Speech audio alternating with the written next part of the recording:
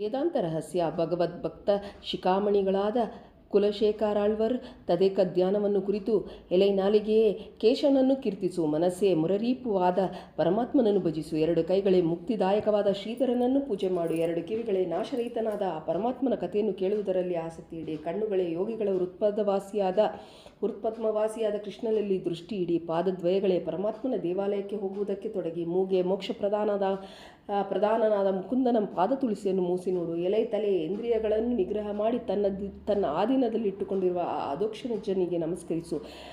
ಅಂದರೆ ಸಮಸ್ತ ಜ್ಞಾನೇಂದ್ರಿಯ ಕರ್ಮೇಂದ್ರಿಯಗಳನ್ನು ತಮಗೆ ಸ್ವೇಚ್ಛೆಯಾದ ವ್ಯಾಪಾರಕ್ಕೆ ಬಿಡದೆ ಅವುಗಳನ್ನು ನಿಗ್ರಹಿಸಿ ಮನಸ್ಸನ್ನು ಪರಮಾತ್ಮನಲ್ಲಿ ಐಕ್ಯ ಮಾಡಬೇಕು ಎಂಬುದೇ ತಾತ್ಪರ್ಯ. ಇಂತಹ ಪರಮಾತ್ಮ ಧ್ಯಾನ ತತ್ಪರತೆಯನ್ನು ಎಷ್ಟು ಜಾಗ್ರತೆಯಾಗಿ ನಡೆಸಿದರೆ ಮುಕ್ತಿಸ್ಥಾನವು ಅಷ್ಟು ಸಮೀಪವಾಗಿರುತ್ತದೆ. ಅವಸಾನ ಕಾಲದವರೆಗೂ ತಳ್ಳಿ ಹಾಕುವುದು ಶುದ್ಧ ತಪ್ಪು ಎಂಬ ಭಾವನೆಯನ್ನು ಸ್ಥಿರೀಕರಿಸಿದ್ದಾರೆ ಎಂದು ಕಡಪ ಸ್ವಾಮಿಯವರು ತಮ್ಮ ಜೀವ